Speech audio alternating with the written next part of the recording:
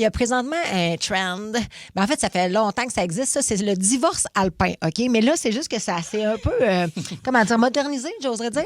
C'est qu'il y a très longtemps, il y a des gens qui partaient en randonnée, des couples qui partaient en randonnée dans les Alpes françaises et qui finissaient par se séparer parce que ou le partenaire ou la partenaire était comme tanné du beat de l'autre. Il se pognait parce que l'autre marchait pas trop vite. Fait qu'il partait sans sa partenaire. Fait que là, souvent, c'est dangereux parce que tu pars à deux. Puis là, puis tu t'assures qu'il n'y a pas personne qui va souffrir d'hypothermie, que tout le monde est correct, qu'on est en sécurité. Fait que des gens qui se sont séparés, divorcés dans les Alpes, il y en a eu. Mais là, il y a un relent, là, il y a un regain, de gens qui, paraît-il, se divorceraient, genre en faisant du ski. Fait que si t'as jamais fait de sport d'hiver avec ton chum puis il t'invite la semaine prochaine à le faire, peut-être on devrait dire non. Pose-toi des questions s'il te demande de t'équiper en ski alpin. Mais là, anecdotique, là, ce qui est fou, c'est que l'histoire date de 1893. Il y a un gars qui voulait divorcer. Oui. Okay. Qui voulait divorcer de sa femme, OK? Fait qu'il a monté, il voulait la tuer. Plus que divorcer. Attends, oui, c'est ça. Il voulait la tuer.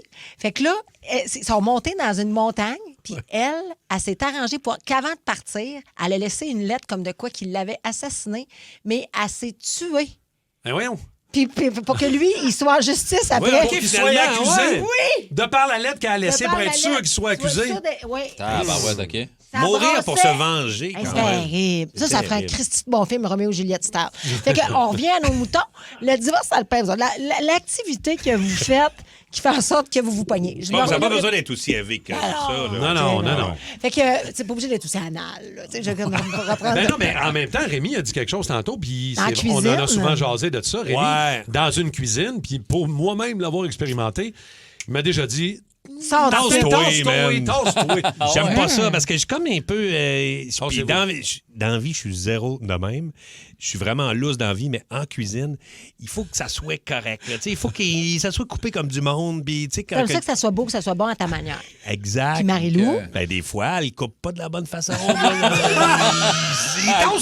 va le faire. Là. Tu veux pas y enseigner? Non, mais je comprends. Ouais. Des fois, vous picossez un peu pour ça? Oui, puis mettons, tu fais une recette pour la première fois.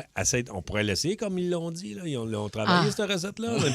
On n'est pas obligé de faire des changements avant de faire la recette pour la première fois. Ils l'ont écrit, la recette. On va l'essayer de même en premier.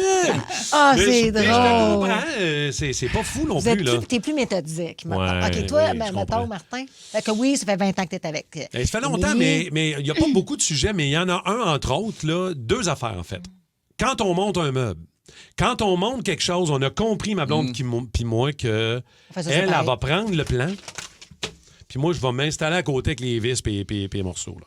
Elle a dit quoi faire, toi, t'exécutes. Tu me dis-moi c'est quoi les numéros, puis c'est quoi... Parce qu'on s'est tellement pogné souvent en montant des gazebos, des meubles. Vous êtes différents, quoi? Une technique différente? Ma blonde est méthodique, puis moi, je me sac du plan. Ah, ben mon Dieu, toi, t'es Marie-Lou.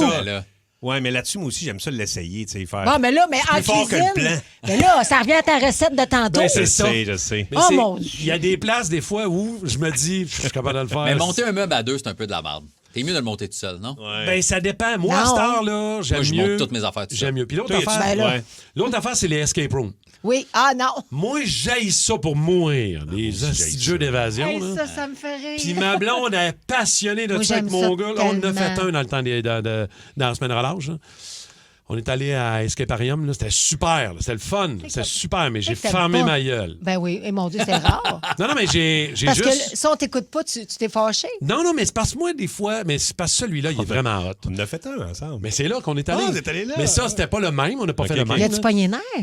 Non, mais c'est parce que là, on niaisait plus. Magnifico, là, le jeu d'évasion Magnifico, là, à Laval, là, ce qu'on a fait ensemble, ça, c'est un autre niveau. Là. Il y a des acteurs et tout ça. Mais moi, les jeux d'évasion, là, avec des petites cochonneries vissées après un mur, là. Sérieux, là. Moi, j'adore ça. Moi, j'essaie de les arracher. Moi, je suis pas capable. C'est un bricolage d'enfant. J'ai-tu payé 60$ pour un bricolage d'enfant? Arrête! Il y a des salles vraiment cool, là. C'est un petit spectacle. Ben oui, c'est ça. Toi, j'imagine, Mike, aussi que tu as une liste que tu pourrais nous sortir. Moi, ça me parle beaucoup, le divorce alpin, parce que... Oui, mais pas tout de suite. OK. Fais ta liste. Oui, parce que c'est le grand randonneur. Ben, c'est le grand randonneur. Bloqueur randonneur. Mais Mike, il serait game, lui, en parachute. Je te garde avec toi!